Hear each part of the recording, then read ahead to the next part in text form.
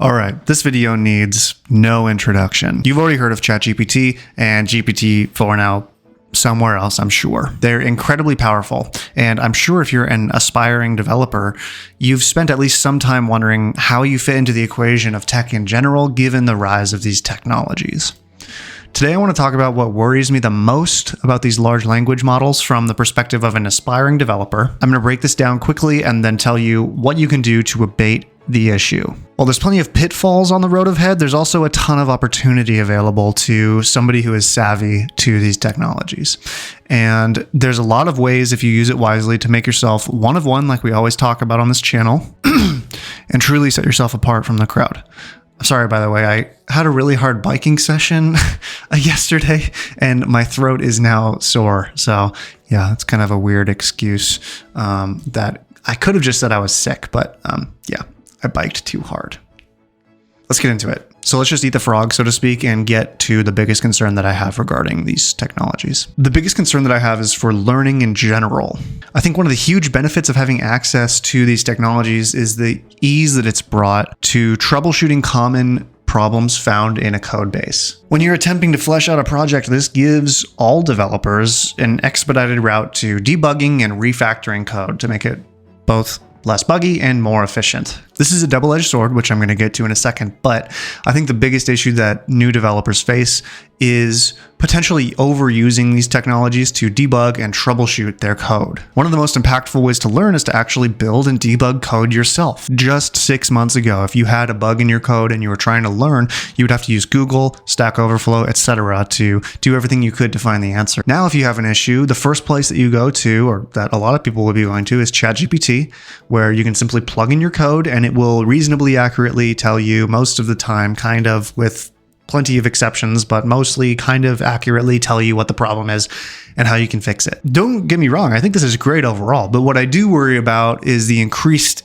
ease of this troubleshooting leading to complacency, especially in new developers. With this will inevitably come the abandoning of the fundamentals of programming that you have to learn when you're traditionally debugging and building out your code projects. With this is going to come the abandoning of learning the fundamentals that you're forced to learn when you're traditionally building and debugging your projects. The same goes for refactoring. Why would you spend hours tinkering and refactoring code when you can just copy paste your code into an LLM and have it do it for you? These are decent questions, and I don't even necessarily think doing it is a bad thing. The caveat is you have to know the fundamentals first. So for that reason, especially when you're starting out, I would warn you and continue to warn myself against excessive use of these models. This is compounded even more when you add AI hallucination into the mix, where it will just insist that inaccurate information is confidently, it'll be extremely confident in the fact that it is accurate, and it will refuse to change its mind, so to speak,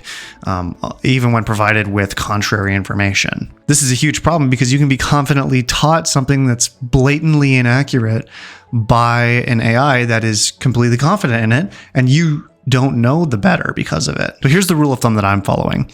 If ChatGPT or these large language models are producing code that you couldn't write yourself, you are overusing these technologies by a long shot. This is something that I covered in my last video about tutorial hell, where you don't want to get yourself into a position where somebody else or some other machine is producing code for you all the time, and then when you sit down in your IDE to execute on a project that you're interested in, you just sit there with your mouth open because you have no idea how to even start approaching the project. Don't end up here. This could also lead to a ton of embarrassment, because if you have a project that you're working on and you put that on your portfolio and an employer reaches out to you and asks you to speak to that project, and you're asked about a specific function that you didn't even write yourself, you're going to have no idea how to talk about how it was written and what it even does, maybe, because something else did it for you. You have to build projects without using these tools. That's the bottom line. That way you can build up the fundamentals and gain some actual competence in your coding journey. It will save you a lot of pain in the long term. So that's my primary recommendation. You have to learn as much as you can, then go work on a project. Pursue these projects by searching for common projects, get a rough idea of how it's all put together, then do everything you can to write out your pseudocode, build some basic functionality and components into the application. And then when you run into problems, use Google. Use Stack Overflow. Do what you can to find the solutions to your problems on your own, not on your own, but with the use of these search tools rather than just plugging it into an LLM. The bottom line is do the research yourself. You have to get these reps in if you really want to learn what your common mistakes are, where they come from, and how to troubleshoot them. Another approach that I really like is a recommendation by Chris Sean, another YouTuber. By the way, man, where have you been? You've been gone so long. I wish you'd post another video soon. I love your stuff, man. He's probably not seeing this. Basically, what he recommends you do is you look up tutorials for common coding projects on blogs that are dated 3-4 years old and that were published before a bunch of updates between then and now were made to either React or ECMAScript or whatever the coding language or standards are. There's going to be some changes and that code is going to be outdated. It's going to have problems. You're going to be running into deprecated functionality, and that's a great opportunity to identify those problems and learn about where we were versus where we are and what the difference is and how to sort out those issues. So that's a great place to go as well. Remember, you are the one that is in charge of your study quality. You have a choice to grind through tough problems yourself and truly learn from them, or take shortcuts and maybe get some projects done, more projects done faster while sacrificing the quality of your education and potentially embarrassing yourself when you get that interview. And look, I'm not under the impression that these applications aren't going to be used in the workforce eventually. I'm not saying you should avoid using them altogether, and I think probably in the next several years, it's going to be the standard to use large language models to get a lot of the problems that we have solved and to get a lot of the code base written in general. But you don't want to be caught without these tools and without the skills you need to run them.